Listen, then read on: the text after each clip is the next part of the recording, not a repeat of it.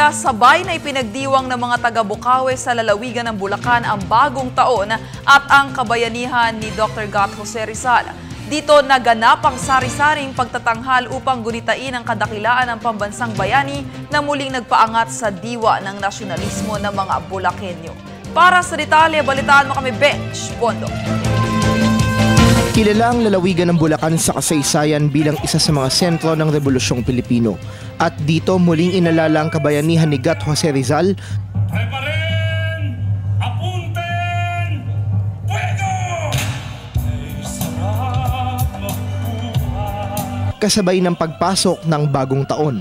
Masiglang nagtanghal ang iba't ibang grupo ng mga awit, sayaw at iba pang cultural performances na talaga namang nagpatingkad sa kadakilaan ng kultura at kasaysayan ng lahing Kayumanggi. Kasabay nito, pinarangalan rin ng ilan sa mga itinuturing na modernong bayani ng Bukawe dahil sa natamo nilang tagumpay sa kanika nilang larangan na kanilang ginamit sa pagtulong sa kanilang mga kababayan.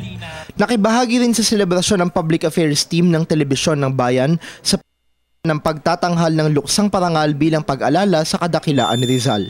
Inabangan rin ng marami ang konsyerto ng Bandang Asin na kilala sa paggawa ng mga awiting makabayan.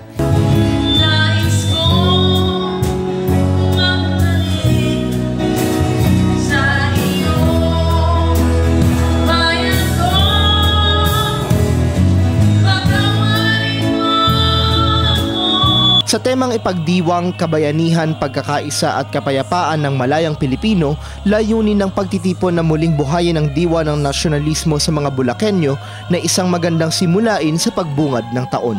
Para malaman ng mga kabataan na hindi namamatay yung mga pangaral sa atin ng ating mga ninuno. Kasi every time kasi na nagtatagal, kadalasan nakakalimutan, di ba? So kami, pinipilit namin na i-roll yun, na laging maaalala para hindi natin makakalimutan kung paano tayo dapat magiging bayani. Mahalagang aspeto rin ng kabayanihan ng pangangalaga sa kalikasan. Kaya't dito inilunsad rin ng panawagan upang iligtas mula sa tuluyang pagkasira ang Angat Dam na maaaring puminsala sa lalawigan. Bilang mga modernong bayani na magkaroon kami ng boses sa pakikipaglaban, hindi lamang sa aming mga ari-arian, hindi lamang sa aming mga buhay na personal, kundi para sa buong Bulacan, para sa dakilang lalawigan ng Bulacan na maapektuhan ito. Hindi ba't kay gandang saglit na lingunin ng makulay nating nakaraan? Dito mas makikilala at mabibigyan natin ng halaga ang mga bayaning nagbuwis ng buhay at naging daan sa pagkamit ng kalayaang ating tinatamasa sa kasalukuyan. Para sa Telebisyon ng Bayan, Bench Bondo.